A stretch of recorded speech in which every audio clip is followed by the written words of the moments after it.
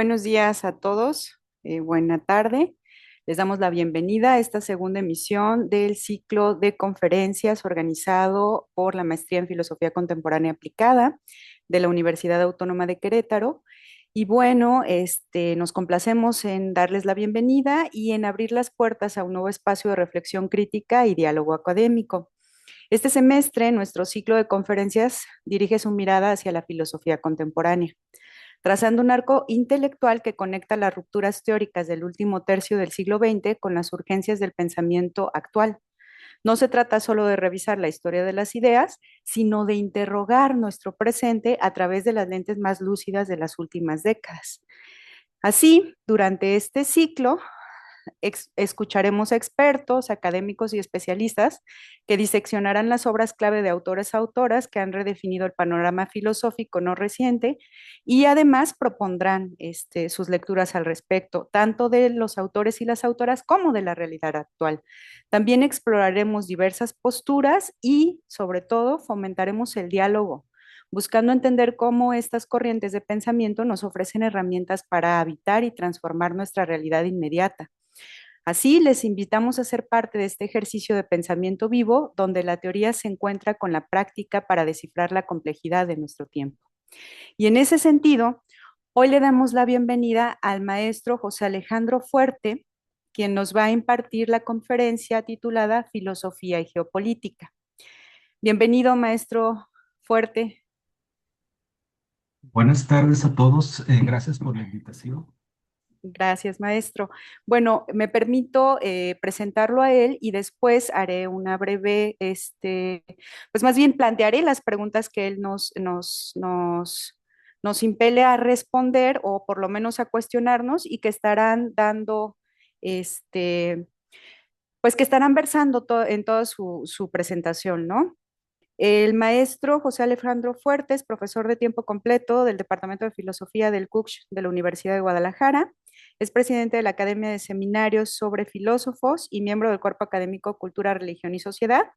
Asimismo, ha sido coordinador de la licenciatura en Filosofía, coordinador de investigación y posgrado en el CUCH y también se desempeñó como jefe del Departamento de Filosofía desde el 2019 hasta mayo del año pasado. Y bueno, además pues es un profesor reconocido dentro de la comunidad de filosofía de la Universidad de Guadalajara desde hace ya muchos años. Y para la ponencia de hoy nos propone lo siguiente. Ante la serie de acontecimientos bélicos que acaecen en el mundo, ¿qué puede decir la filosofía al respecto? ¿De qué manera la geopolítica interpela la filosofía? ¿Cuáles son algunos de los puentes de comunicación que pueden establecerse? ¿Se encuentra la humanidad dentro de una crisis civilizatoria? Bueno, son preguntas que creo que además de atravesarnos o atravesar el presente, pues atraviesan a todos de manera individual también. Entonces, sin más preámbulo, maestro Fuerte, le damos la bienvenida una vez más y pues le cedemos el uso del micrófono. Y muchas gracias por su atención. Preparé un documento cuyo título es Las tensiones geopolíticas, transición del orden mundial unipolar a un orden mundial multipolar. Es un documento básico con introducción, desarrollo y conclusión. Entonces hay un objetivo, lo voy a leer, proporcionar una comprensión general de las tensiones geopolíticas contemporáneas y formular una reflexión filosófica al respecto. Algunas nociones claves, como el orden mundial unipolar, el orden mundial multipolar, a nivel filosófico el concepto de universalismo y el de coexistencia. Y algunas preguntas centrales que pueden orientar son las siguientes. ¿El orden mundial multipolar es un producto o es un proceso? Y la otra pregunta es, ¿el orden mundial multipolar se alcanzará mediante tratados de paz y comerciales o son inevitables los conflictos bélicos en el orden internacional? Entonces son las preguntas y voy a leer la introducción. Comprender la época presente es tarea e incluso un deber de cualquier intelectual de las ciencias sociales y las humanidades.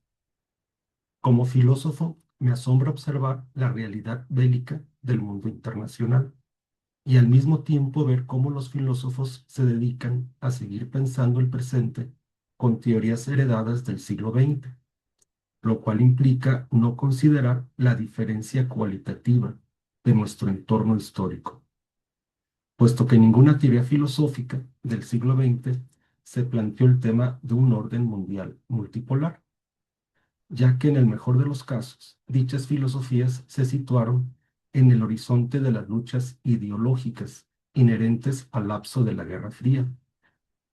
Para efectos de claridad, por diferencia cualitativa, me refiero a una realidad histórica que no estaba presente en el siglo XX y que conforma lo peculiar de la segunda década del siglo XXI, a saber, la transición de un orden mundial unipolar a un orden mundial multipolar. Por lo que para efectos de no ser presas del pasado filosófico, lo mejor será proceder con el lema fenomenológico, ir a las cosas mismas, es decir, ir al seno de la realidad contemporánea e identificar los problemas que se presentan en el ámbito internacional y sus posibles repercusiones en el ámbito nacional. En otras palabras, se necesita aplicar metódicamente la epogé fenomenológica, es decir, abstenernos de usar la multiplicidad de aprendizajes previamente adquiridos, ya que la adecuación a la realidad exige la elaboración de un aparato conceptual que, aunque puede ser insuficiente y provisional, no obstante resulta medianamente acoplado a la cosa misma que se está describiendo y procurando comprender. Esta es la introducción. Paso al desarrollo. Dicho lo anterior, se puede señalar que en el ámbito filosófico son escasas las reflexiones en torno a los conflictos bélicos internacionales. Los filósofos suelen presentar escasa atención al fenómeno de la guerra. Ciertamente, elaboran reflexiones sobre las guerras del pasado y repiten lo que otros autores pensaron en el momento en que se desarrolló tal o cual acontecimiento. Por ejemplo, durante la Segunda Guerra Mundial se alude a los campos de concentración. Otros ponen el acento en la capacidad destructiva de las bombas atómicas lanzadas sobre Hiroshima y Nagasaki. Y algunos otros se centran en reflexionar con Hannah Arendt en torno a la banalidad del mal, etc. Al respecto, vale formular la siguiente cita de la Teodicea de Leibniz. Cito a Leibniz: la filosofía triunfa con facilidad sobre los males pasados y los futuros, pero los males presentes le vencen. Cierro la cita. Así, por valiosas que puedan ser tales reflexiones, y por más que algunos filósofos consideren que tal marco teórico es suficiente para trasladarlo sin más a nuestro entorno presente, no obstante, se corre el riesgo de pasar por alto lo medular del propio devenir histórico, a saber, la tensión entre la unipolaridad y la multipolaridad. Para efectos de claridad en torno a la gravedad del asunto, valga como simple contraejemplo el fenómeno actual del genocidio de los palestinos en la Franja de Gaza por parte de Israel. ¿Acaso no se repite la banalidad del mal en el sentido de que no se respetan los derechos humanos de las víctimas? ¿O acaso la universalidad preconizada por los países occidentales es selectiva? De hecho, la Organización de las Naciones Unidas se ha mostrado prácticamente impotente ante este asunto, revelando así una crisis de nuestro tiempo. Cabe indicar con claridad que hay una contradicción entre la ideología pregonada por el excedente político, por un lado, la universalidad de los derechos humanos y la democracia, y por el otro, el genocidio de los palestinos, realizado por los sionistas y apoyado por Estados Unidos, con el consentimiento tácito de sus aliados occidentales. En consecuencia, como filósofo, considero que al igual que Descartes es necesario partir de la duda radical y atreverse a dudar de las supuestas certezas que hemos heredado de la tradición filosófica. Más aún, para expresarme kantianamente, es necesario despertar del sueño dogmático. En el contexto de Immanuel Kant, el sueño dogmático consistía en considerar la posibilidad de la metafísica como ciencia.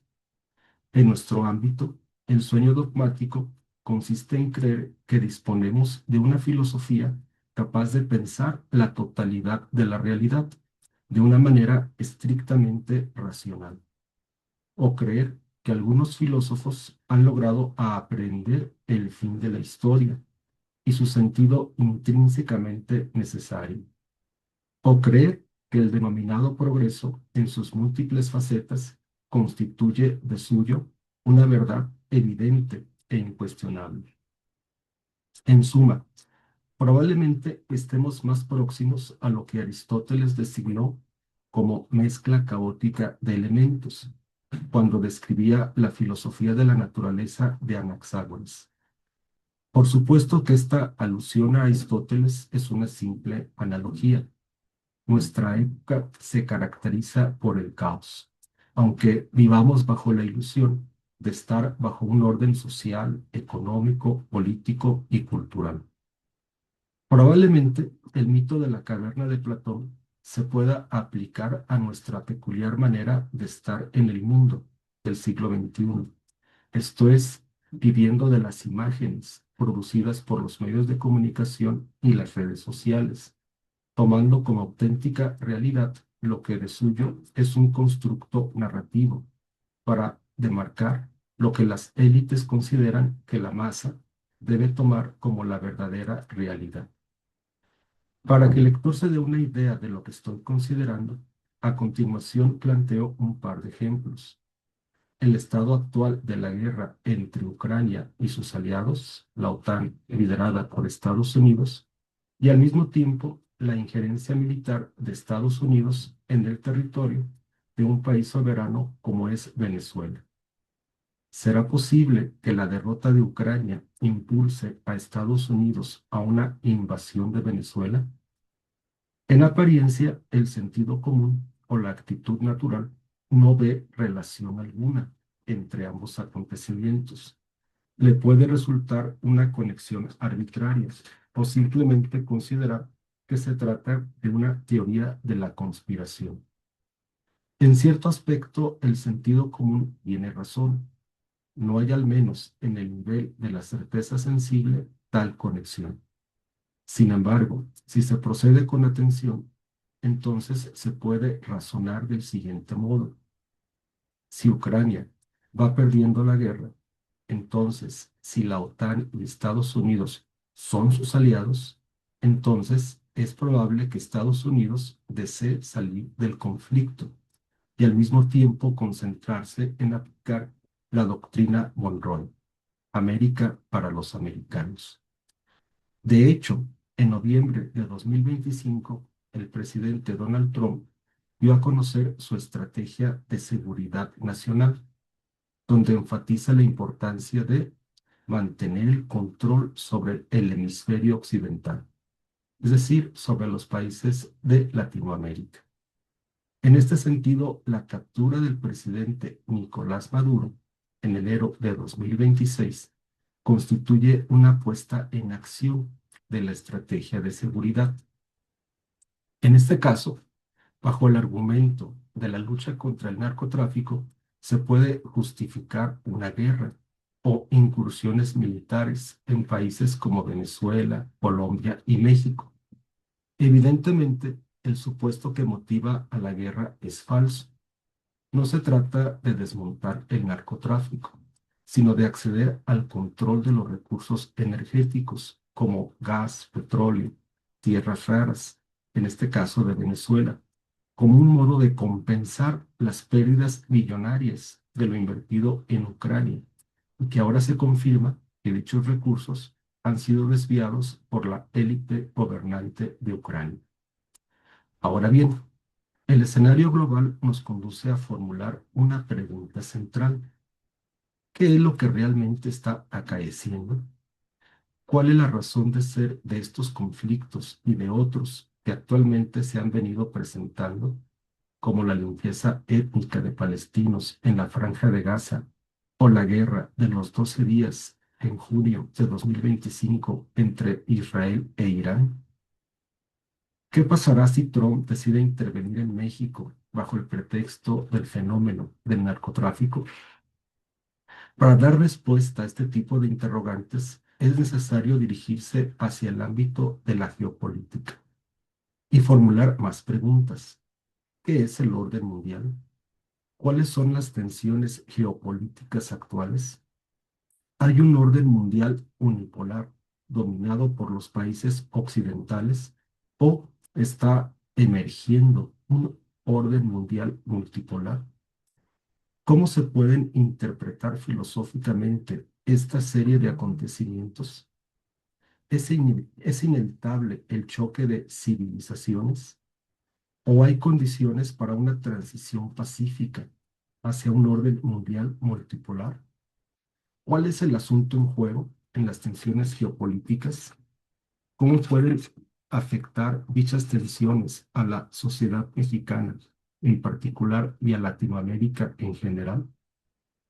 Cabe indicar que ante la actitud natural, los conflictos bélicos actuales aparecen como si no tuvieran relación entre sí. La distancia geográfica pudiera dar la impresión de que se trata de fenómenos aislados, pero tal impresión tiene un valor de verdad meramente aparente.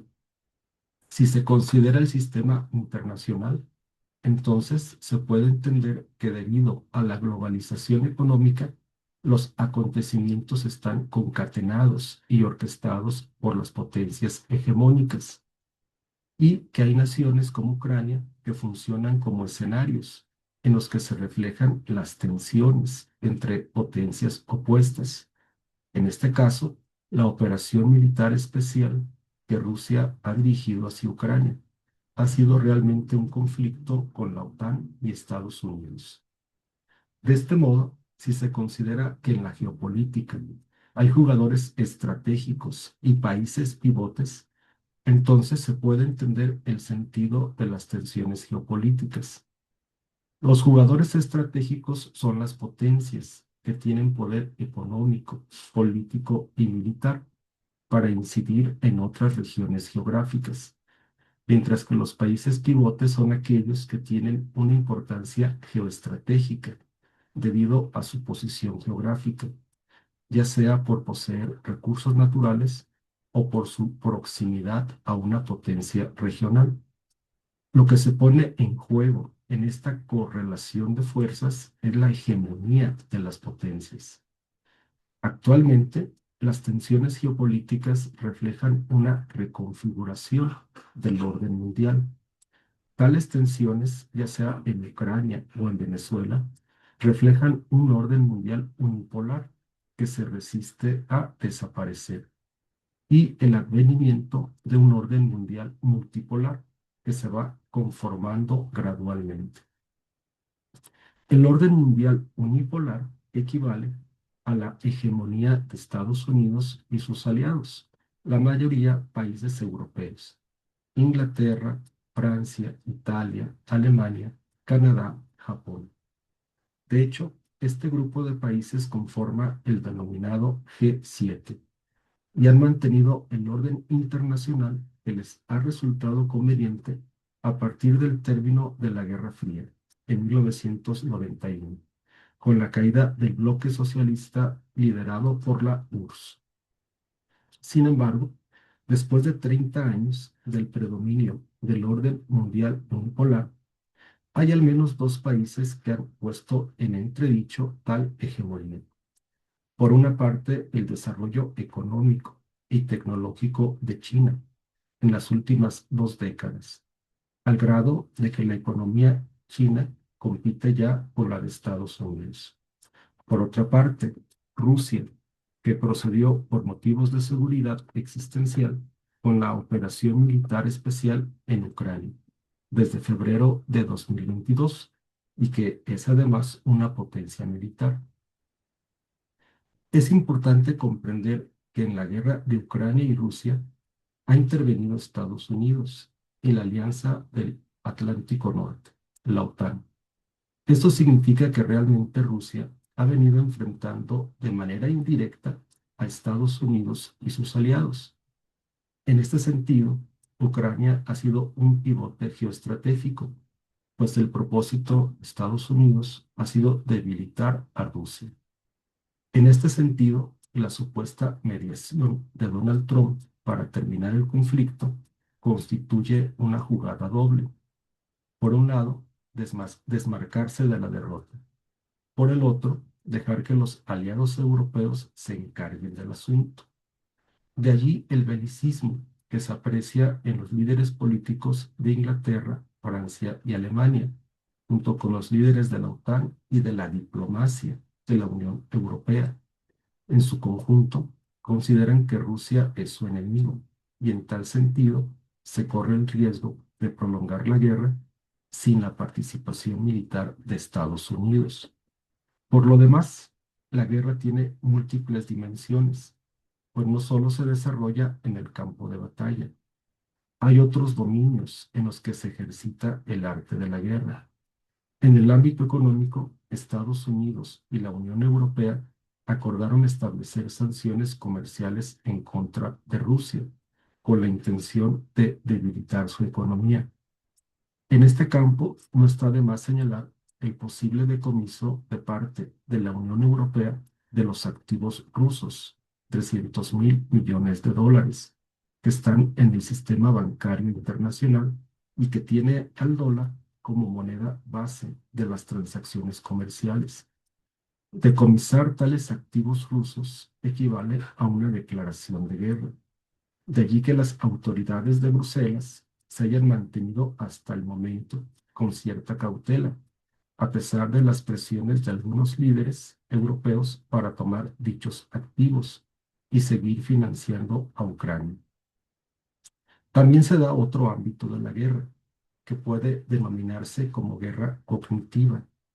Consiste en el establecimiento de narrativas en los medios de comunicación masiva y en las redes sociales. Su influjo no es menor, ya que tiende a configurar un ámbito ideológico y a generalizar una determinada concepción del mundo que la mayoría de las personas tiende a aceptar de un modo acrítico e irreflexivo. El control de la narrativa forma parte del poder político. Lo que puede ser una derrota en el campo de batalla se puede presentar como una victoria de la diplomacia. En este sentido, si Trump logra poner fin al conflicto de Rusia y Ucrania, entonces se presentará tal logro como un mérito para la paz ante el electorado estadounidense. De hecho, se sabe que Trump deseaba ser reconocido con el Premio Nobel de la Paz y que después de la invasión a Venezuela, María Corina Machado fue a entregarle dicho reconocimiento. Además, bajo el supuesto de poner fin a la guerra, lo más probable es que lo único medular sea la salida de Estados Unidos del conflicto. Mientras tanto, sus aliados europeos comprarán armas y equipo militar al complejo militar industrial de Estados Unidos.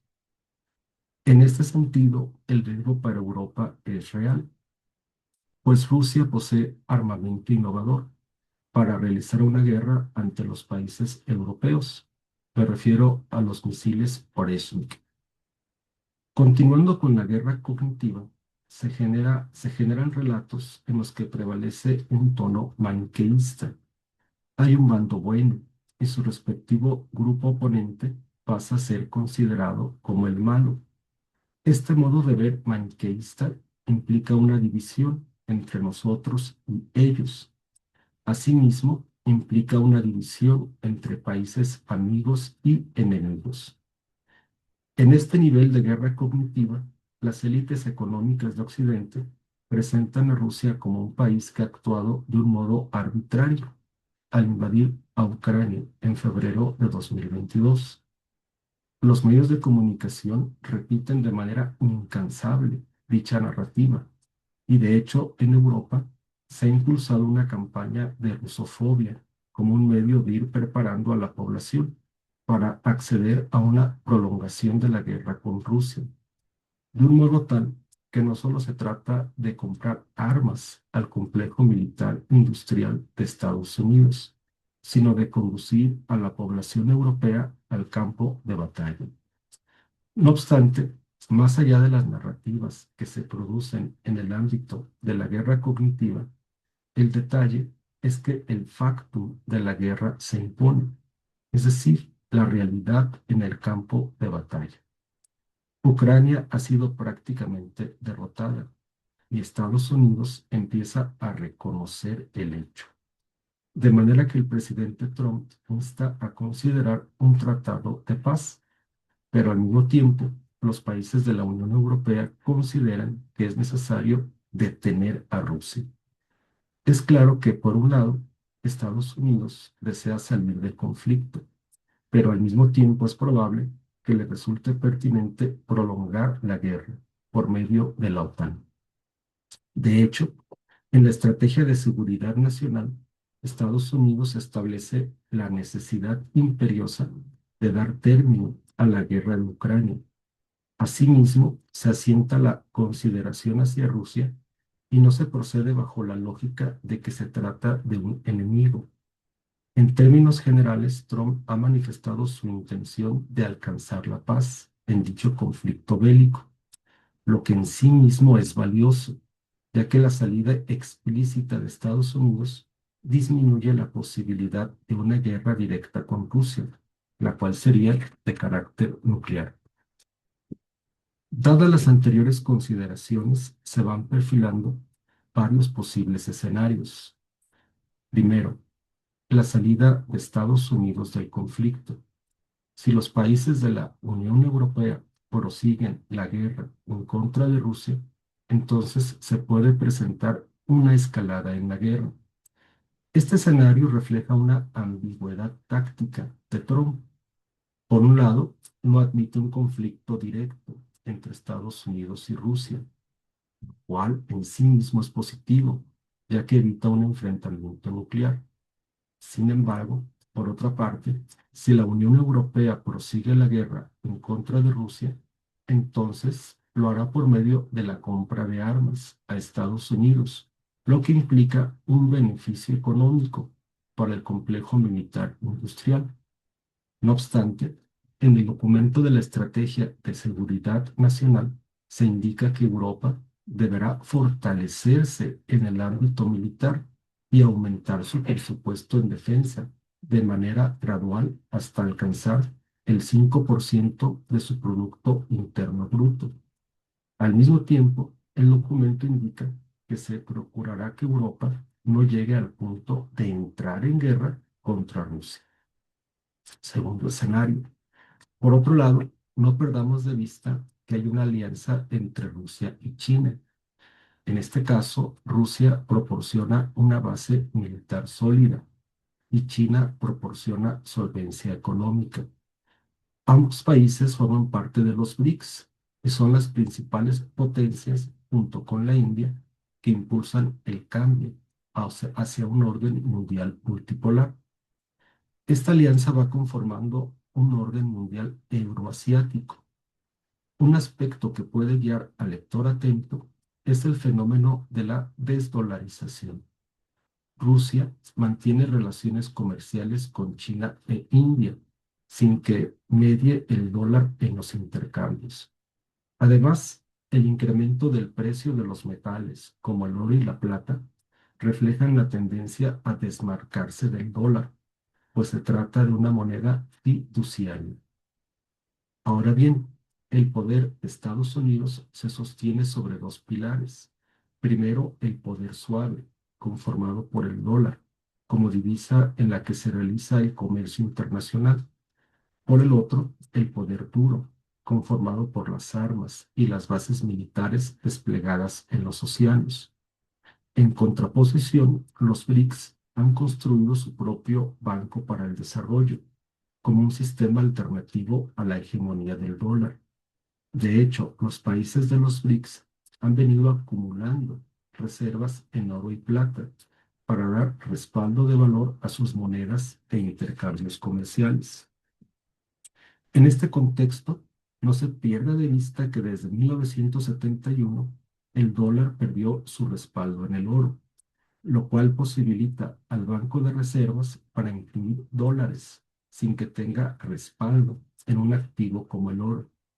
En otras palabras, tal disociación entre la moneda del dólar como divisa internacional y el patrón oro ha permitido la impresión de dólares para sortear los momentos difíciles del sistema norteamericano, como la crisis inmobiliaria del 2008 o la pandemia del COVID-19 en 2020. Ahora bien, si la Unión Europea se modera y acepta un tratado de paz elaborado por Estados Unidos y Rusia, entonces se puede lograr una paz duradera. No obstante, si la Unión Europea no se modera y no acepta un tratado de paz elaborado por Estados Unidos y Rusia, entonces su propósito será doble. Por un lado, prolongar el conflicto e incidir de un modo u otro en las elecciones intermedias de Estados Unidos para beneficiar al Partido Demócrata. En este sentido, si logra prolongar el conflicto, entonces la OTAN procurará involucrar directamente a Estados Unidos en una guerra contra Rusia. Tercer escenario. Otro escenario es que las principales potencias, Estados Unidos, Rusia y China, logren acuerdos para efectos de mantener la paz en el orden mundial. Este escenario implica una aceptación de Estados Unidos de su pérdida de ser el país hegemónico mundial. También implica un reordenamiento del orden internacional, en el que las tres naciones van estableciendo sus respectivas áreas de influencia. Todo ello acompañado de tratados comerciales y compromisos a mediano y largo plazo. De hecho, la lectura atenta de la estrategia de seguridad nacional se dirige al reconocimiento de la multipolaridad. Establece que las relaciones con China serán de orden comercial y que en el conflicto militar y que el conflicto militar se debe evitar, aunque reconoce que hay tensiones por la isla de Taiwán. El caso concreto de Venezuela constituye una aplicación de la doctrina Monroe y el corolario de Donald Trump. El hemisferio occidental será el espacio vital en el que Estados Unidos ejercerá su hegemonía. Además, se venían incrementando los intereses de China en la región latinoamericana, por lo que la incursión militar en Venezuela es un tiro dirigido a China. Hay intereses del Estado chino en la infraestructura petrolera de Venezuela. La intención es expulsar a China del mercado latinoamericano. Conjuntando la guerra de Ucrania y el caso de Venezuela, se puede inferir que si la Unión Europea no va a comprar gas ni petróleo a Rusia, entonces tales recursos le serán comprados a Estados Unidos. De allí la importancia estratégica de Venezuela, ya que cuenta con el 25% de reservas de petróleo mundial. Si Estados Unidos logra controlar a Venezuela, entonces puede extraer y vender a Europa gas y petróleo. Dicho sea de paso, el argumento de que el presidente Nicolás Maduro es líder de un grupo terrorista es falaz. Se trata de una estratagema para lograr un cambio de régimen político. No perdamos de vista el controvertido Premio Nobel de la Paz a la opositora María Corina Machado. En este contexto se puede vislumbrar con relativa claridad la posición de México. El fenómeno del narcotráfico se convierte en el punto de quiebre de nuestro país, pues ya Donald Trump consideró a los grupos del crimen organizado como terroristas. En otras palabras, resulta fácil de justificar una intervención y en el menor de los casos una intromisión de Estados Unidos en tareas de inteligencia en contra del narcotráfico. Además, no perdamos de vista que al inicio de su segunda administración, Donald Trump cambió el nombre del Golfo de México por el Golfo de América. El asunto no es menor, pues al igual que en el caso de Venezuela, lo que hay allí son reservas de petróleo. Tanto en el caso de México como en el de Venezuela, Estados Unidos está aplicando la doctrina Monroe, América para los americanos. Se trata, pues, de una visión neocolonial. En este sentido, si Estados Unidos considera que está perdiendo su rol de país hegemónico mundial, entonces se está replegando en el continente americano como su área de influencia. Aunque, dada la dependencia de Europa en el tema de seguridad, Estados Unidos conservará su hegemonía en lo que se conoce como Occidente. A modo de conclusión, dadas las anteriores consideraciones, resulta pertinente indicar un asunto que para la mayoría puede resultar desconcertante: la pretensión de universalidad de la cultura occidental. Después del final de la Guerra Fría, los países occidentales, bajo la ideología del liberalismo, consideraron que la democracia y los derechos humanos se constituían como ejes rectores en todos los países. No obstante, es importante señalar que Estados Unidos y sus aliados hicieron un uso ideológico de la democracia y de los derechos humanos. Es decir, realizaron a inicios del siglo XXI guerras en Medio Oriente, África y Latinoamérica, bajo el supuesto argumento de defender la democracia y los derechos humanos. No obstante, se trataba de una estrategia neocolonial. Por lo pronto, considérese como ejemplos el caso de Libia o de Irak. Lo que realmente estaba en juego era el control político, monetario y energético. De este modo se llega a la situación presente con una disyunción.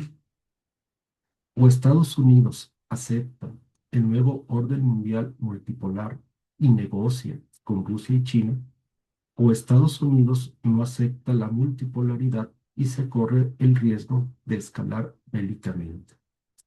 De hecho, hay indicios de una nueva guerra directa con China, en este caso por el control de Taiwán.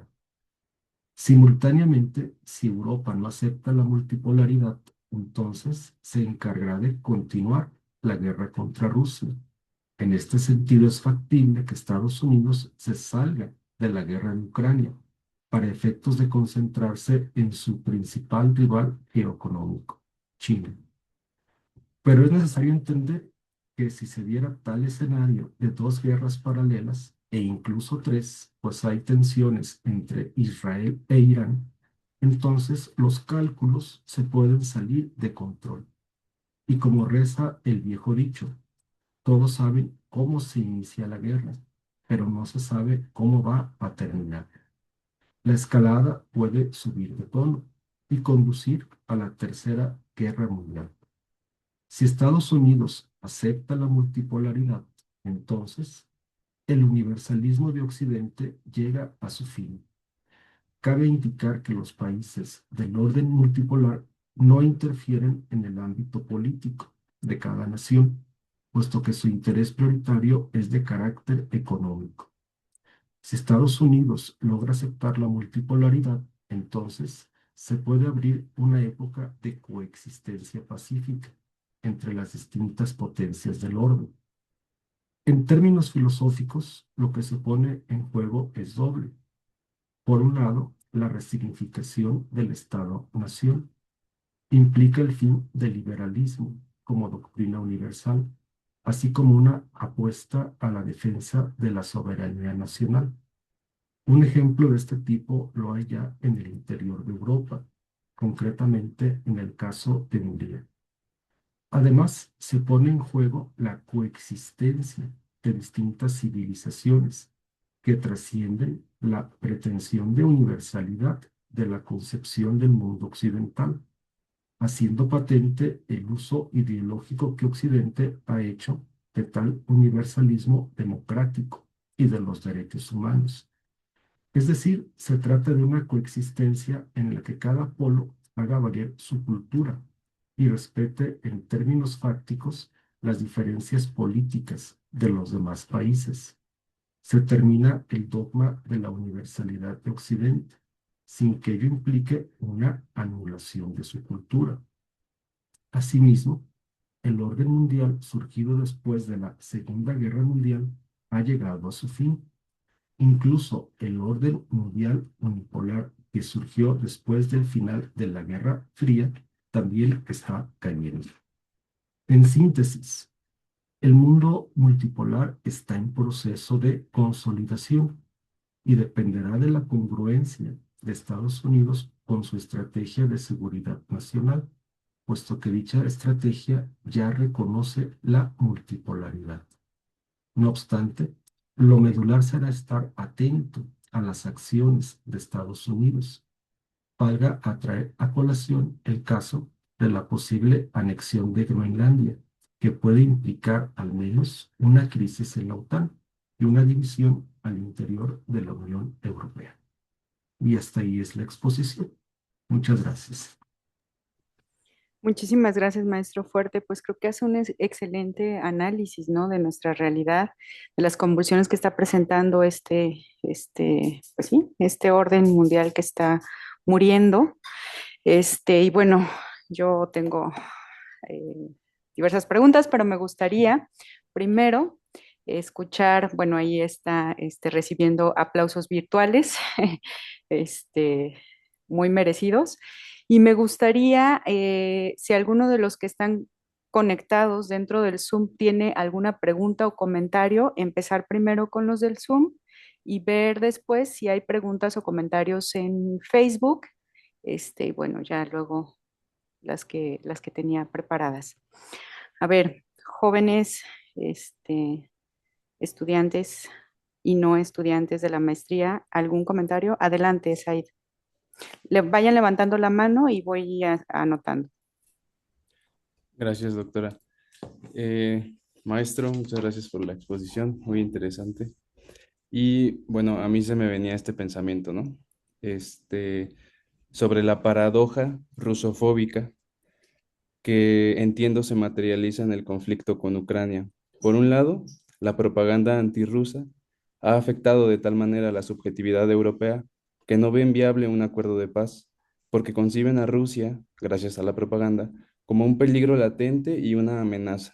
Por otro lado, Estados Unidos, que es quien ha creado esta supuesta amenaza con la propaganda, ya no puede seguir financiando la guerra, eh, en parte por este tema que usted comenta de la desdolarización, y cuando pretende negociar la paz, su propaganda le juega en contra porque la Unión Europea y en general toda Europa ha introyectado la propaganda a tal manera que no quiere la paz, sino ganar, muy entre comillas, ganar un conflicto imposible de ganar desde varios aspectos, principalmente porque pues Rusia, que es el oponente, es el país más grande del mundo, ¿no? Y eso se ve reflejado también en el tamaño de su ejército, la cantidad de armamento y los recursos económicos que se necesitan para solventar tal guerra. Entonces, bueno, ese es el comentario, es lo que me hizo pensar sobre esta paradoja, ¿no? Que provoca y que se ve ahorita, este, es una más de las contradicciones del capitalismo, ¿no? Entonces, bueno, si tiene alguna opinión al respecto, y si no, bueno, pues esa es mi aportación. Gracias. Muchas gracias, Social. No, sí tengo un comentario. Me parece muy interesante tu reflexión. Tú te vas dando cuenta cómo la propaganda, en este caso, que proviene de Estados Unidos y también de élites europeas en contra de Rusia, la rusofobia, como bien le llamas, pues va conduciendo como al no reconocimiento de que Rusia está como venciendo en el campo de batalla contra Ucrania. Pero ahí es como poner en riesgo a la población europea, porque es claro que en este caso la escalada, si la OTAN en este caso quisiera ir a la guerra, eh, difícilmente podría derrotar al ejército ruso, principalmente porque los rusos ahorita, digámoslo así, su ejército pues ya está como muy capacitado en el campo de batalla. Por un lado, además de tener armas que no tienen los europeos, digamos los misiles Oresnik, que simple y sencillamente no se pueden interceptar. Entonces, realmente ahí el punto, digámoslo así, como el nervio del asunto es que los políticos europeos entiendan que no pueden llevar a cabo esa guerra, que sería como llevar a su población a la muerte, que no tiene sentido.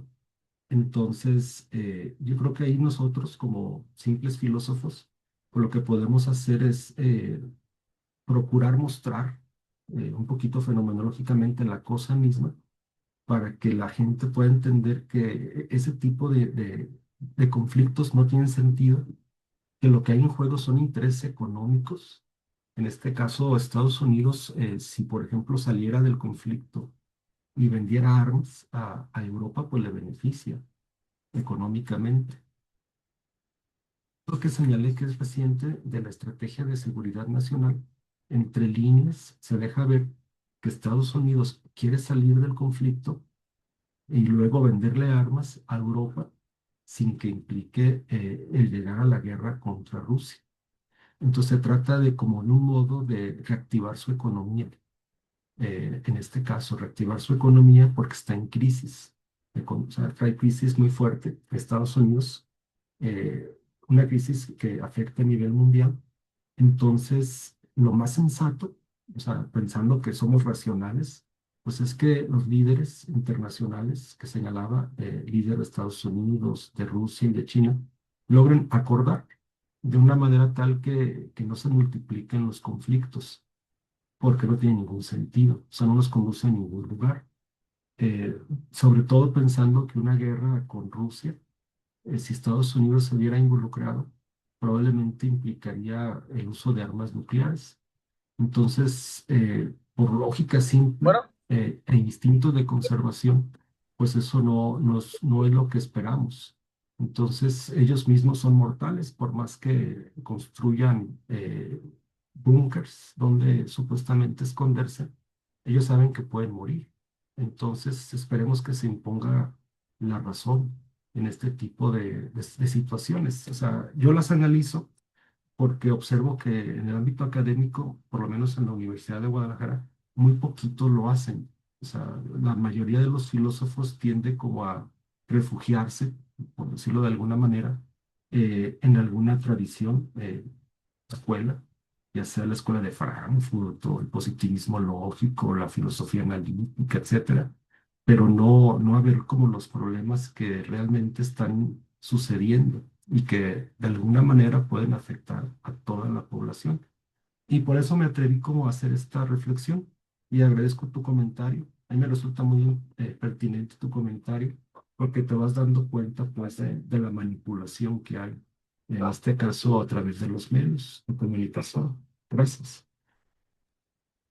Muchas gracias, maestro. ¿Alguien más tiene algún comentario o pregunta? Fer, adelante.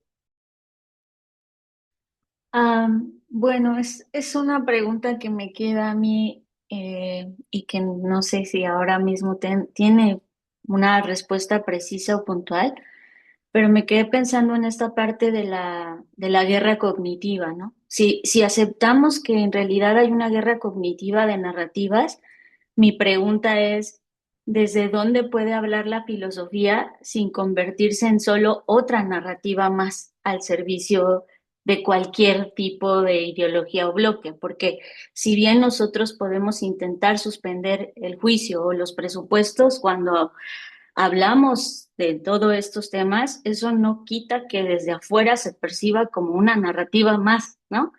Y bueno, eso a mí me quedo pensando cuál es ahí la labor de hablar desde la filosofía.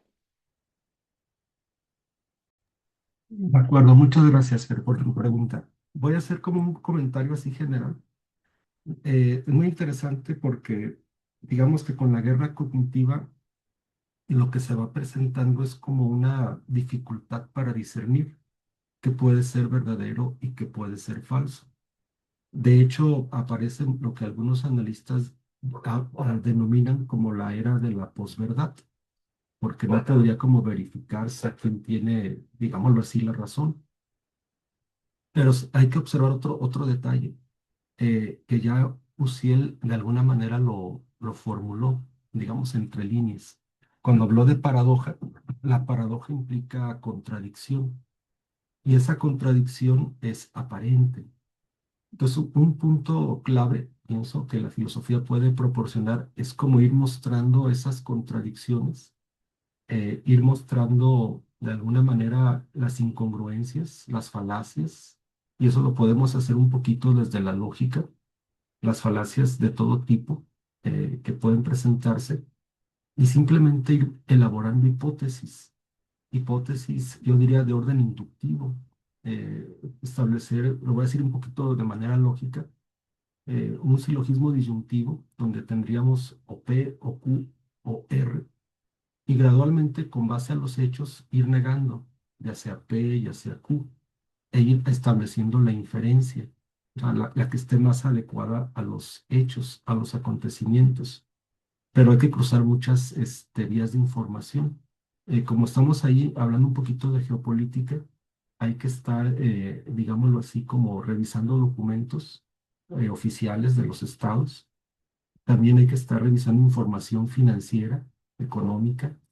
También hay que estar revisando, digámoslo así, analistas que tienen multiplicidad de puntos de vista, múltiples lecturas, pero uno ir como sintetizando. O sea, de alguna manera la filosofía nos proporciona esa capacidad como de sintetizar y ir estableciendo hipótesis que sean lo más congruentes con lo que realmente está sucediendo. Eso no implica que tengamos de manera, digámoslo así, cartesianamente la verdad con claridad y distinción, porque estamos en una zona de guerra y en la zona de guerra pues siempre habrá, como decía Clausewitz, uno de los pocos filósofos que han tomado el asunto, siempre habrá una zona de niebla. La zona de niebla es que no vemos.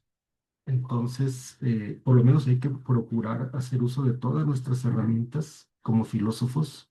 Y digo, por lo menos la lógica es como básica, pero también la ética, porque la ética nos pone, por ejemplo, a considerar, partamos de Kant, por decir a alguien, partamos de Kant en el respeto hacia los demás, que es muy básico. O sea, el imperativo categórico en su, no recuerdo si la segunda formulación, donde decía Kant que hay que tomar a las personas como fines en sí mismos, no como medios. Entonces, ese punto es medular desde mi punto de vista, porque de esa manera, pues no vamos a estar como parcializados a apoyar a un bando. Hay que entender, voy a poner un caso muy concreto de ejemplo. En Medio Oriente, hace poco cambiaron el régimen. Salió el que era un presidente y entró uno nuevo a través de la fuerza, impulsado por Estados Unidos. Ese nuevo presidente de Siria, digamos, previamente había sido considerado como un terrorista por Estados Unidos.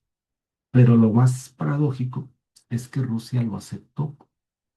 Entonces, ahí hay que entender que difícilmente podríamos decir hay buenos y hay malos, que una de las dos potencias es la buena y la otra es la mala. Yo digo que no, que ahí ya son intereses de las potencias que probablemente Rusia tuvo que ceder, en este caso el triunfo de Estados Unidos en Medio Oriente y no perdamos de vista también las tensiones ahí, porque más allá del problema de Palestina, digamos que actualmente está como en proceso otro posible conflicto, que esperemos no se dé, de un ataque a Irán.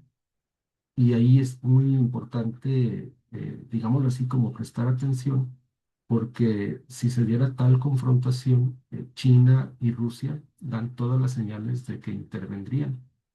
Entonces, yo digo, pues por lo menos la lógica, la ética son como básicas para nosotros como filósofos para ir estableciendo distinciones y simplemente yo diría un poquito como abogar, en este caso por el respeto de la dignidad del ser humano, o sea, de manera general, no más allá. Entonces sería mi respuesta, o sea, es difícil en este caso la guerra cognitiva discernir, pero tampoco podemos aceptar que la verdad es totalmente inaccesible. La filosofía nos da muchas herramientas para considerar la situación. ¿Sí? Sería mi comentario, María Fernanda. Gracias. Gracias. Muchas, muchas gracias, maestro Fuerte. ¿Algún otro comentario o pregunta del público? ¿No? Bueno, yo tengo algunas preguntas, y preguntas peticiones, ¿no? Por ejemplo, en la parte de las conclusiones hablaba de esta posible, bueno, la construcción del mundo multipolar implicaría una resignificación del Estado, ¿no? Y en ese sentido establecía algo así como el término de liberalismo, y me gustaría que profundizara en esta relación, ¿no? ¿Por qué el mundo o la construcción de este mundo multipolar implica el fin del liberalismo como ideología, ¿no? ¿En qué sentido no podría haber como un resurgimiento, etcétera? ¿Desde dónde lo está viendo usted? Por otro lado, también, pues, ¿qué implica, ¿no? En esta construcción del mundo multipolar la situación actual del país, ¿no? Al interior. eh, Como un poco esta guerra cognitiva que se genera desde el interior, donde pues obviamente hay algunos discursos que buscan apoyar, por ejemplo, ciertos presupuestos que están mucho más vinculados con lo que podría llamarse liberalismo, pero también como con esta tendencia, este, digamos, apoyar las propuestas de Trump al interior y cómo también se vive eso, ¿no? En México, que tiene que ver un poco con lo que también decía este maestro Fuerte con este asunto de repente, no solo en la academia, sino en todos lados, es difícil tomar una postura, ¿no? Es como difícil tomar una postura que implique, por ejemplo, cuestionar la hegemonía del liberalismo como una... pues como una forma válida de explicar el funcionamiento económico y social del mundo, ¿no? Y por otro lado, también el asunto de, bueno, pero desde esta visión, ¿cómo puede, no solamente como filósofos, sino también como personas, digamos, dónde queda la agencia, ¿no?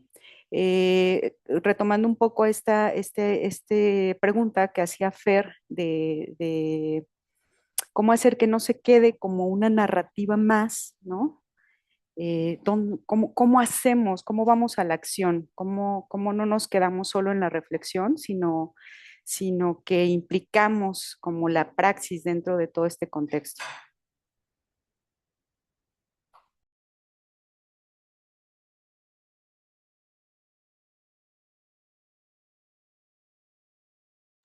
Maestro, tiene el micrófono apagado. Ay, disculpen, es que mi perrito andaba dando lata y tuve que mover. Bueno, perdón. Anoté tres preguntas y voy a ir en el orden que me las planteó. Eh, Voy a partir de Fukuyama, de Francis Fukuyama, El fin de la historia y el último hombre. Ese libro aproximadamente es del año 1990. En ese libro, una vez que cae la Unión Soviética, Fukuyama piensa que Occidente pues tiene todo el control, porque ya no tiene rival. En este caso sería el socialismo. Entonces él piensa que lo que sigue es simplemente consolidar la democracia liberal en todo el mundo, y que la globalización económica pues va a permitir que esa transición política se dé en distintos estados. De hecho, pues se piensa en un estado homogéneo y por eso existe el término de gobernanza global, porque a ese nivel querían llegar, a una gobernanza global. Entonces justificaban las intervenciones militares, por ejemplo, en Irak, ustedes recordarán, supuestamente porque Irak tenía armas de destrucción masiva. y supuestamente iban a instalar la democracia. Sin embargo, es obvio que no es el caso. O sea, lo que buscaban realmente era el control del régimen político, por un lado, y por el otro, el control de los recursos naturales, como el petróleo y el gas. Entonces, lo que yo quería decir es que China, a diferencia de Estados Unidos, en sus relaciones con, digamos, por ejemplo, con África, a China no le interesa el tipo de sistema político que tengan en África o en Medio Oriente.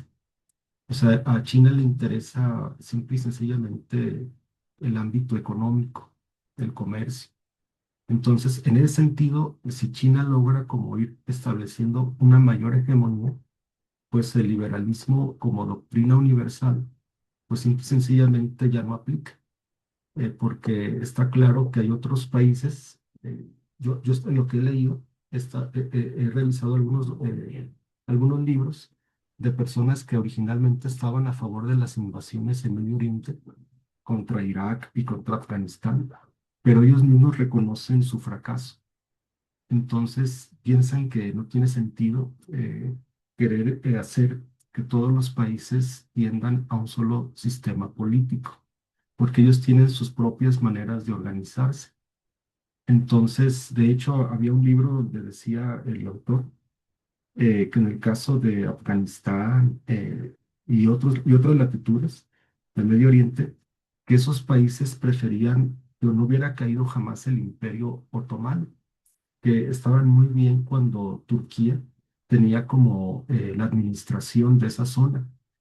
Entonces, es a lo que estoy queriendo llegar ahí, en cuanto a decir que si los BRICS se consolidan, hay que entender que es la tercera parte de la población mundial.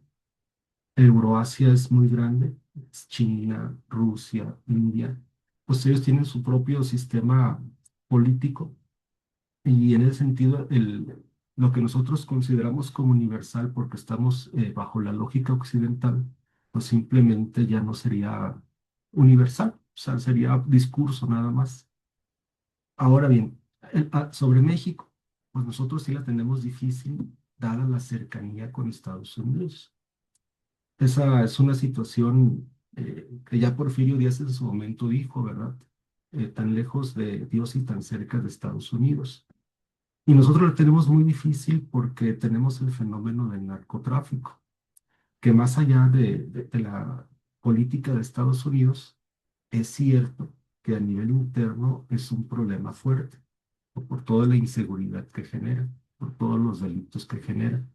Entonces, la estrategia de seguridad habría que revisarla, porque ustedes saben que simple y sencillamente las autoridades muestran estadísticas que supuestamente han venido a la baja los homicidios y demás, pero pues está claro que las estadísticas se pueden manipular y se pueden hacer a modo.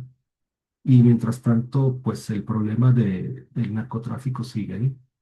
Entonces, México sí la tiene muy difícil, la verdad. Ahí sí yo siento que el país se puede desestabilizar y que Estados Unidos lo puede incluso provocar. Piensen ustedes, o sea, ahí nada más, antes de que saliera Andrés Manuel de la presidencia, recuerden que capturaron al Mayo Zambada y que Andrés Manuel ni sabía. O sea, en su momento le preguntaron, oiga, ¿usted sabía que trasladaron al Mayo Zambada a Estados Unidos? No, pues que nos informen. Entonces, a lo que quiero llegar ahí es que Estados Unidos tiene mucho control interno, o sea, a través del problema de las drogas. También tiene la venta de armas, ese es otro detalle. O sea, ellos exigen mucho, pero como que hacen poco. Y entonces los mexicanos tenemos que, de alguna manera, yo diría, ser muy conscientes del problema, por un lado, y por el otro, ser muy inteligentes. Ser muy inteligentes, necesitamos de la unidad para proteger la soberanía, porque Estados Unidos también está interesado, más allá del tema del narcotráfico, que es como un pretexto, en minerales que hay en México. Hay uranio en Chiapas, hay tierras raras en Oaxaca, y para Estados Unidos son materiales importantes porque son base para la construcción de armas de primer nivel. Entonces, es como un punto muy importante que yo espero que las autoridades mexicanas lo tengan bien presente, ¿sí? Porque si no, entonces sí nos van a generar caos a nuestro país. Y la acción que usted consideraba, o sea, yo diría simplemente, nosotros como filósofos pues no somos militares. O sea, nosotros somos en todo caso seres que de alguna manera piensan, pero pues difundir el pensamiento, difundir lo que estamos nosotros develando, hacerlo accesible a cualquier persona, nuestras ideas, que cualquier persona pueda entender. Yo creo que sería la manera como podemos actuar. O sea, en este caso, haciendo ver a los demás por la situación, los riesgos. Esa sería mi respuesta. Muchas gracias, maestro Fuerte. Decir es hacer, por supuesto. Estamos en la época performativa. Hay una pregunta, se la leo. ¿Hay diferencias significativas en las políticas internacionales de Estados Unidos entre demócratas y republicanos? ¿O son de fondo similares, pero con distintos estilos e intensidades? Ah, muy buena pregunta. Es muy buena pregunta porque algunos creen que el problema es Donald Trump y así lo manejan, como que si fuera un nuevo Hitler y por el estilo. Le llaman en la geopolítica, es una estrategia que se llama hacerle al loco y también se le aplican al presidente de Corea del Norte. Así que ustedes saben que ahí de pronto envía algún ejercicio militar al mar de Japón y pareciera que están actuando. Pero es una muy buena pregunta porque alguien creyera, no, pues es que si ganan los demócratas, entonces cambiaría, digámoslo así, la actitud. Pero no, realmente con Biden fue más claro la política militar de Estados Unidos en contra de Rusia. Y Trump es el que dijo, no, yo quiero como que ya que se vaya terminando el conflicto. Y si Trump perdiera las elecciones intermedias, lo más probable es que los demócratas refuercen el discurso bélico y la rusofobia. Eh, de lo que yo he podido ver con analistas varios, es que más allá de qué partido gane en Estados Unidos, el asunto de fondo es económico, que tienen una deuda billonaria, o sea, no recuerdo ahorita la cantidad, muy alta, y que pues simplemente están procurando generar recursos a través de la guerra. Entonces, que gane el que gane, pues da igual. O sea, hay como un estado profundo, así le llaman, el estado profundo, que está ahorita muy ligado al escándalo de los archivos Epstein, que ustedes sabrán, ¿verdad? Y que además parece que está muy manipulado por Israel.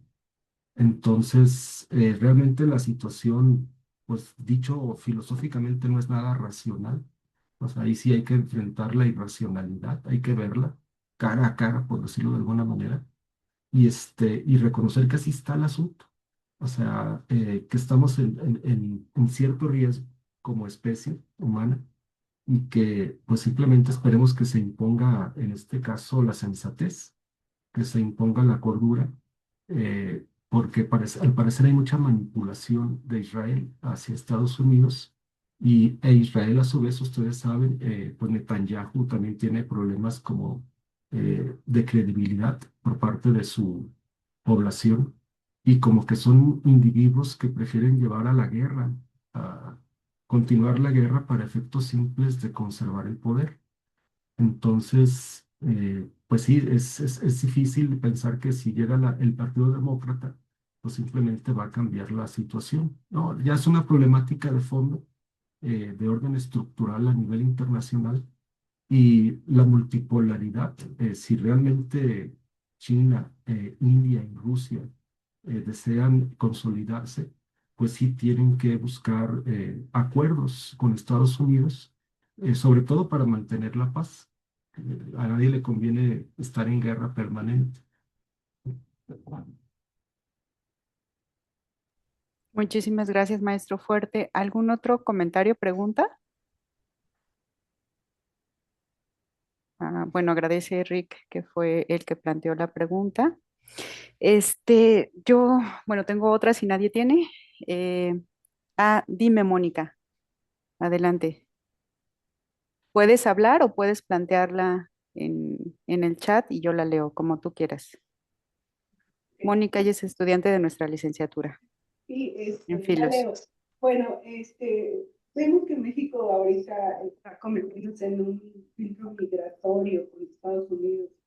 Mi pregunta, digo, más o menos tengo una respuesta, pero quisiera verla desde la visión del doctor, es si estamos ejerciendo un poder geopolítico al convertirnos en este filtro, o si bien nada más estamos asumiendo costos estructurales sin capacidad real de negociación.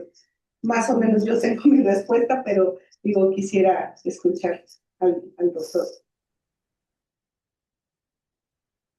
Si me la puedes volver a plantear porque no escuché bien. Ah, O claro, si la perdón. puedes poner por escrito. Sí, deme un segundo, se la pongo aquí en el...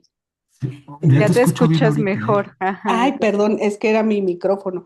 Sí, les decía que, bueno, nuestro país estamos convirtiéndonos en un filtro migratorio con Estados Unidos hacia todo lo que es Mm. Centro, Sudamérica y algunos otros países. Y bueno, quería ver si en este filtro que somos, si estamos ejerciendo un poder geopolítico o si simplemente estamos asumiendo costos estructurales y no tenemos capacidad de negociación. Es una muy buena pregunta. Mira, en el documento de seguridad nacional de Estados Unidos, Donald Trump es muy explícito en contra de los migrantes, muy explícito. Entonces, lo más probable es que en las llamadas que tienen con la presidenta Sheinbaum toquen el tema. Y prácticamente México se está haciendo un estado tapón, por decirlo metafóricamente, un estado tapón que no permite tanto ya que los migrantes transiten hacia Estados Unidos, pero eso nos genera a su vez el problema a nosotros, la recepción de los migrantes. Entonces, yo digo que es un problema estructural, como tú señalabas al final de tu intervención, es un problema estructural.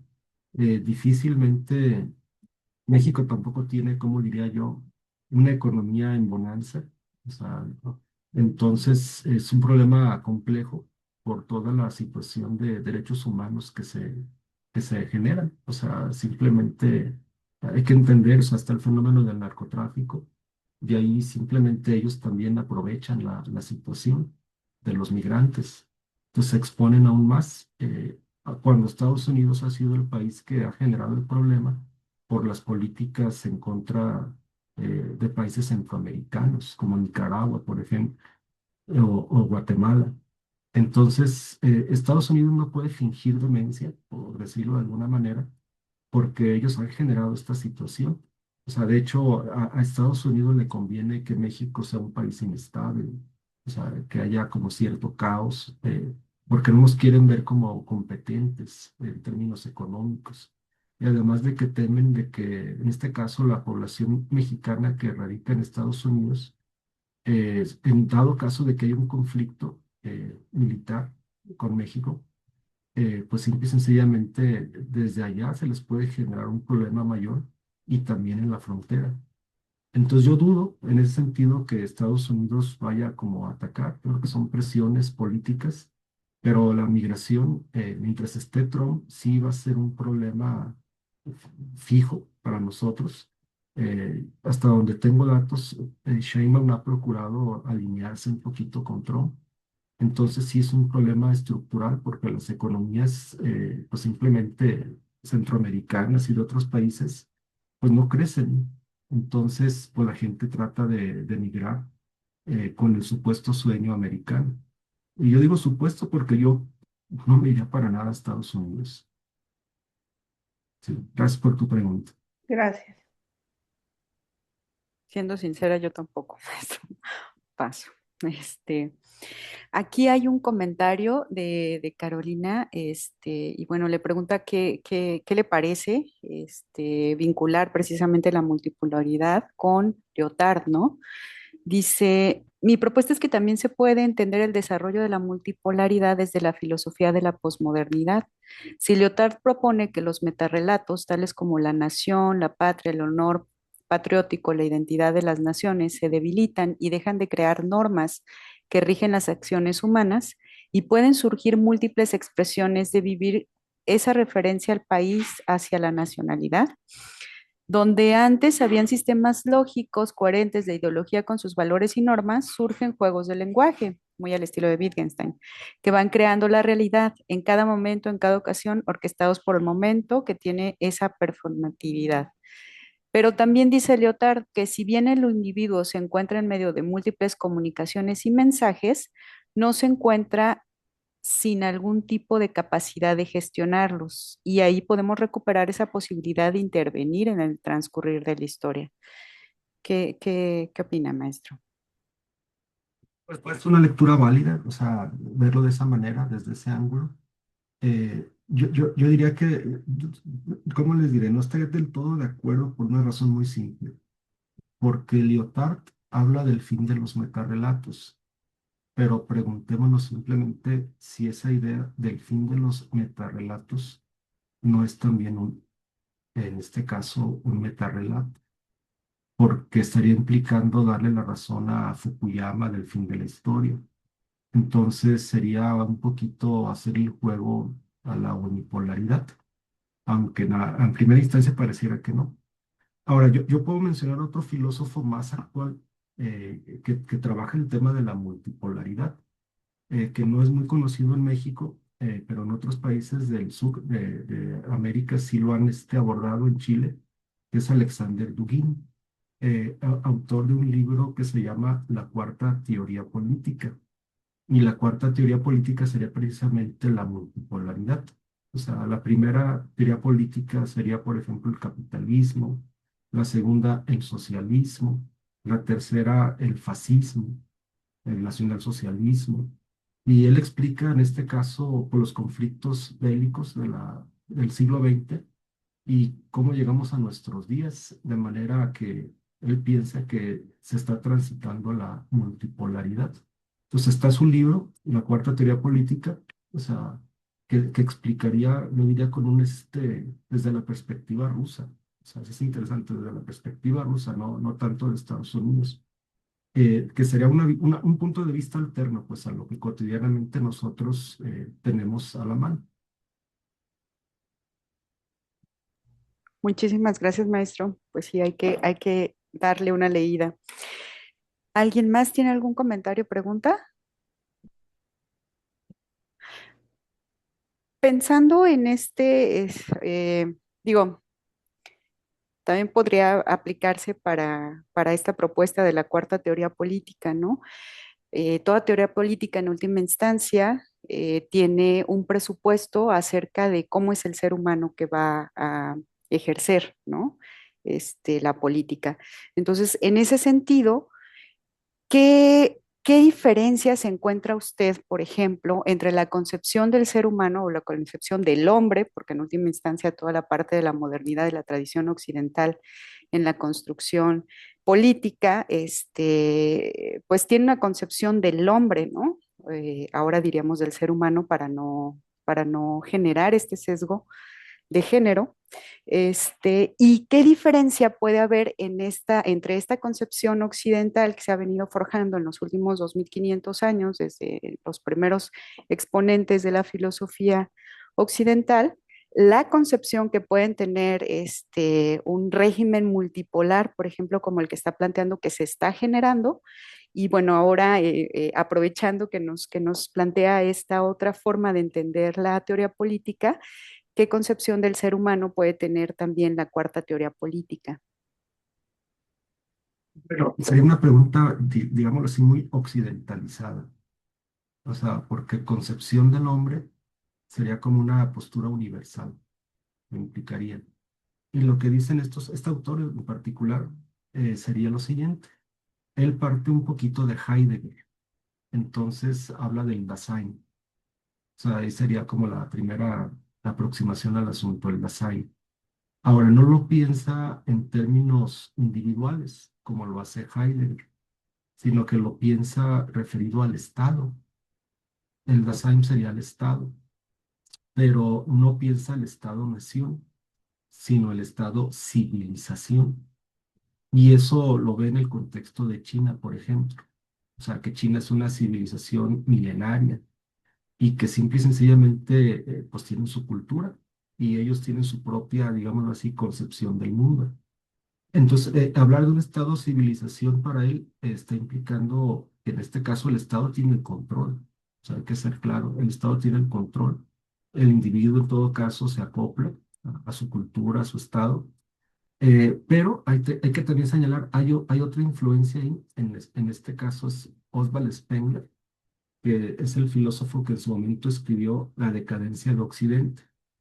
Y él hace un comentario muy interesante, Spengler, pues en este caso, porque Spengler ve ya en su momento que Occidente cometió el error de ponerse en el centro de la historia universal y que realmente Occidente es una cultura más dentro del mundo y que hay culturas, ya señalé la cultura china, está la cultura persa, por eso en este caso Irán no fácilmente es derrotado, ¿no? Está la cultura hindú. Entonces, Dugin lo que está diciendo es que son las culturas las que van a emerger. Y ahí es hasta dice, yo no soy ni moderno ni posmoderno.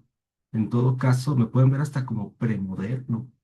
Eso es lo que dice Dugin. O sea, porque hay que entender que no hay una linealidad en la historia y que la idea del progreso, dice, es una idea falsa, en un tono muy nietzscheano, es una idea falsa. No hay que suponer que la tecnología y la ciencia, en este caso, son como mejores a lo que en otras épocas ya se construyó. Probablemente el mundo tenía más sentido dentro de esas civilizaciones que lo que actualmente tiene. Pues ahí un poquito el planteamiento es el descentramiento de lo occidental para poder entender que emergen culturas distintas y que pueden coexistir, que ese es el asunto principal, que pueden coexistir, es decir, no entrar en choque, o sea, no necesariamente hacer la guerra, respetar en este caso la diferencia. Entonces habría digamos, como la posibilidad de que el ser humano fuera entendido, no solamente en términos como el estado de naturaleza hobbesiano, ¿no? Sino esta posibilidad de una coexistencia pacífica en la que cada uno pudiera como respetar la diversidad. Eso es más o menos como el planteamiento de la multipolaridad. Y en ese sentido, Sí, sí. cree que las condiciones actuales que se están gestando, ¿no? Las que tenemos, pero también pensándolo en términos de futuros posibles, como estos escenarios que planteaba, todos estos cambios en los discursos, por ejemplo, me refiero a los discursos políticos, económicos, sociales, filosóficos, o sea, todo este movimiento que se ha generado desde la última, pues sí, la última mitad del siglo XX y actualmente los primeros 20 años de este nuevo siglo, implicarían como estas condiciones necesarias, más no suficientes, para que pudiera generarse una nueva forma de paz, aunque en términos, digamos, no perfectos, sino paz imperfecta entendida como un equilibrio continuo, o pues no, estamos más bien como condenados a estar repitiendo un poco lo que decía al principio, ¿no? Estar repitiendo este asunto de la violencia, las guerras, marcan el sino del devenir de la humanidad. Bueno, es que ahí voy a ser kantiano. Es muy sencillo. Digamos que, como dice Kant en la crítica de la razón pura, hay que distinguir entre el conocimiento a priori y el a posteriori. Y a priori no lo podemos saber en este caso, porque estamos en este caso referidos al ámbito de la historia. Entonces el conocimiento histórico es a posteriori. Entonces no se puede dar, o sea, yo no soy Leibniz, que tenga una monadología y una armonía preestablecida que pueda predecir, como diría Leibniz, todos los posibles estados futuros de las mónadas. O sea, no es el caso. Entonces, lo que yo puedo decir simplemente es que el ser humano en general tiene que coexistir, o sea, tiene que encontrar como el equilibrio, la cordura.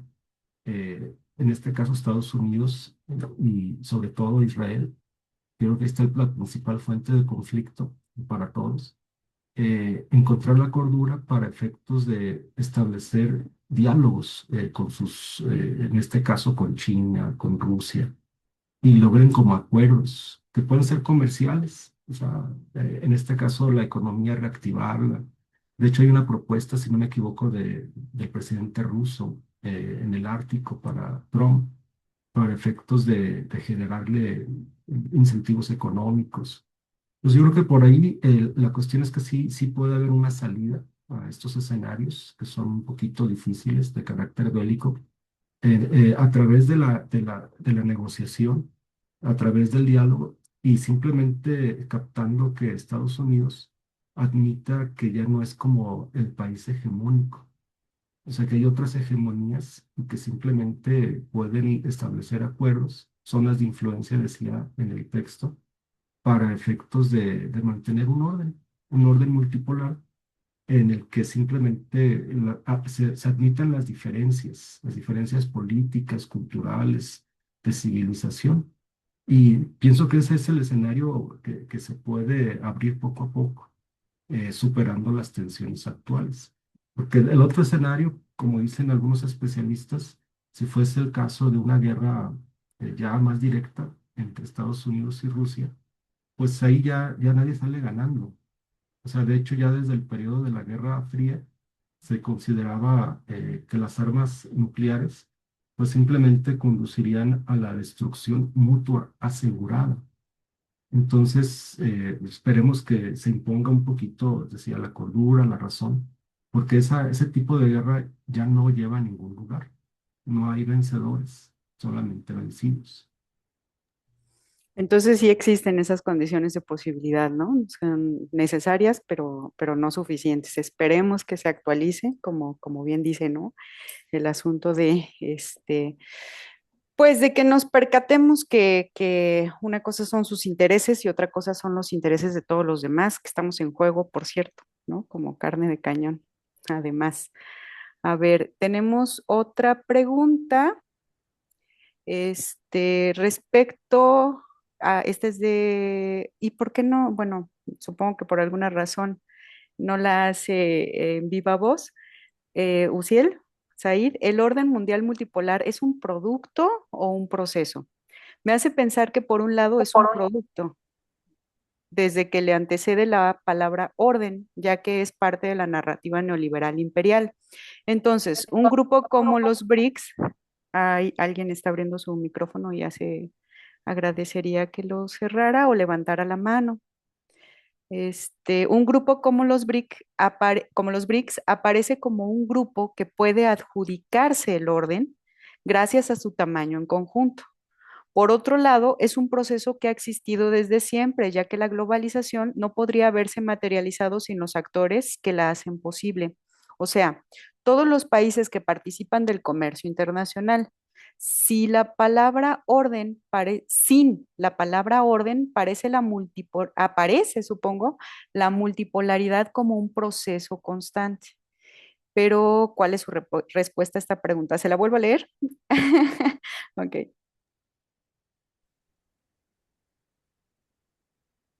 Y Bueno, bueno, lo que pasa es que hay que entender que por lógica, en todas las épocas históricas, pues simplemente se da la lucha por el poder, la lucha por la hegemonía.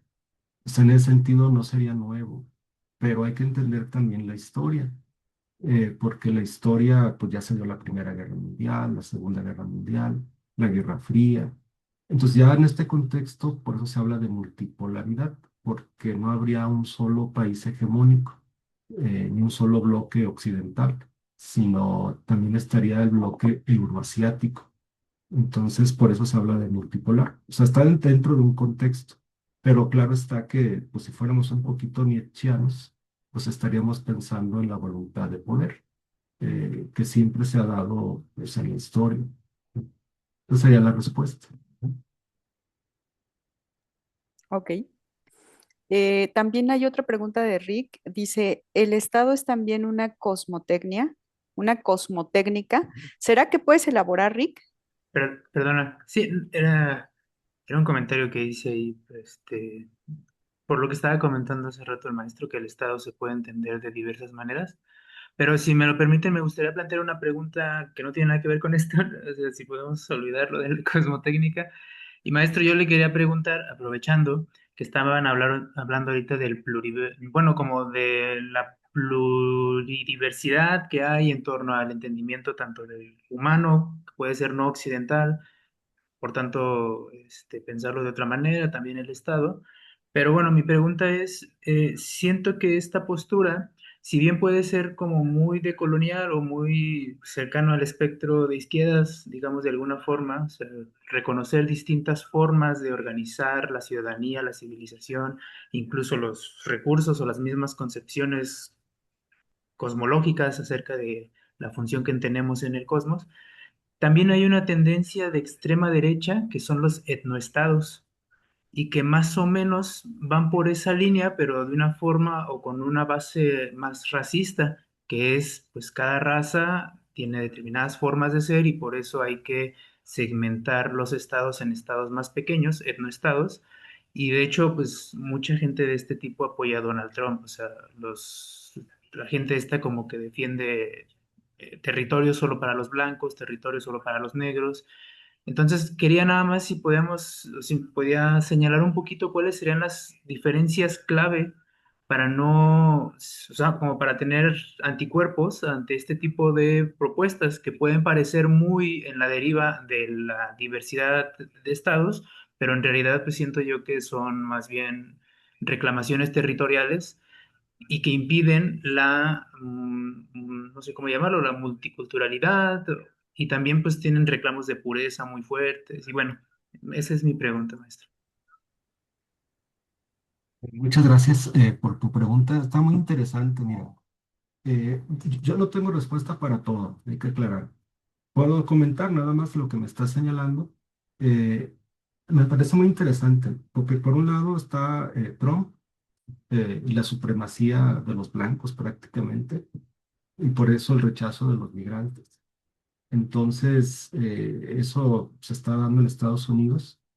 Ahora, en teoría, lo que dice Dugin, pues no implica, en este caso, una polarización étnica, de que hay una supremacía. Por eso habla de que esas teorías, en este caso la del nacionalsocialismo, que postulaba la superioridad de la raza aria, dice, esa ya fue derrotada en la Segunda Guerra Mundial. O sea, esa ya, o sea, no estamos regresando, en este caso, a esas posturas, diría Dugin.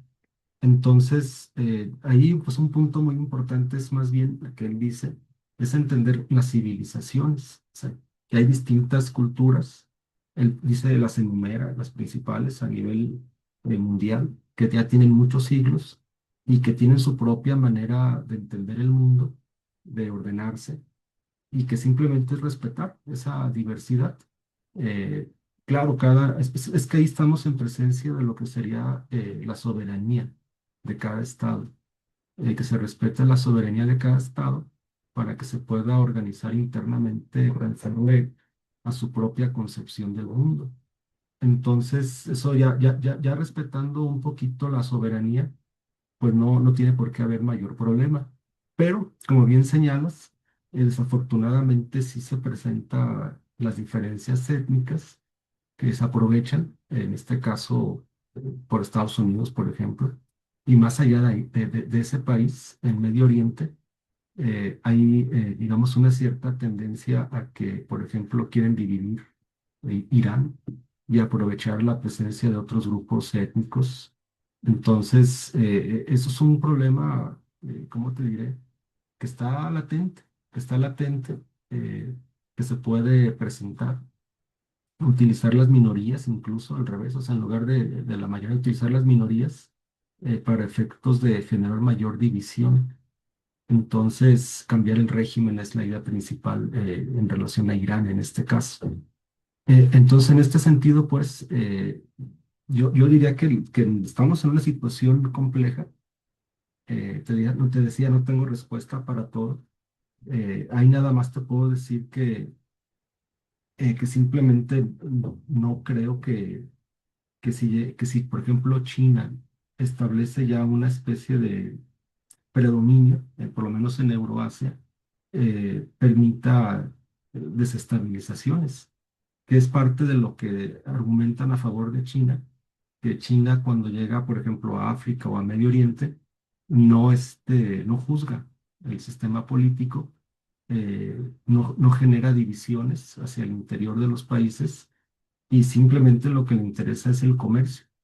Entonces tiene su política de ganar, ganar, o sea, les ayuda con infraestructura, por ejemplo. Claro, obtiene sus beneficios China, ya sea a través de materias primas, etcétera. Pero en ese sentido, China ha sido como más respetuoso y los propios presidentes de África sí dicen que prefieren el trato con China porque tanto China como Rusia no los han tratado como colonias. Entonces, esos son datos, o sea, datos que se pueden encontrar y simplemente señalar pues que no irían en esta dirección que acabas de mencionar, de establecer como una superioridad racial de un grupo.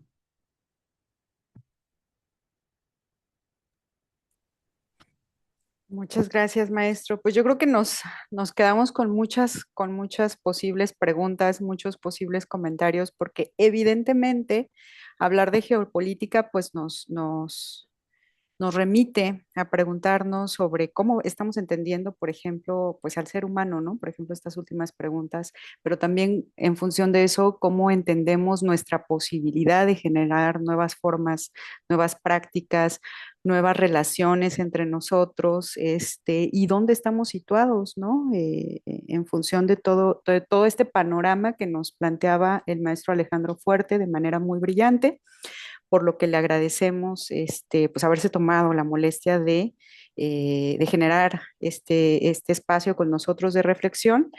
Y bueno, si tienen a bien y no tienen ningún otro comentario o alguna otra duda, los invitaría a que le diéramos aplausos virtuales al maestro José Alejandro Fuerte por habernos acompañado hoy, y habernos expuesto este tema y habernos acompañado también en la reflexión, ¿no?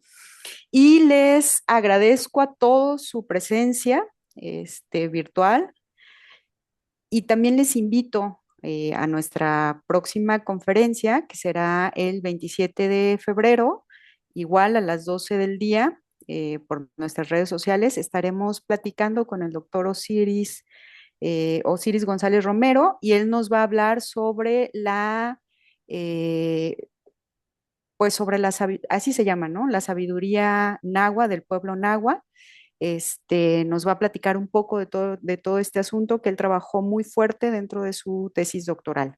Entonces, los esperamos también el próximo 27 de febrero para que nos acompañen en este espacio de reflexión compartida. Y bueno, le damos las gracias otra vez al maestro Alejandro, y maestro, ¿quiere despedirse de nosotros?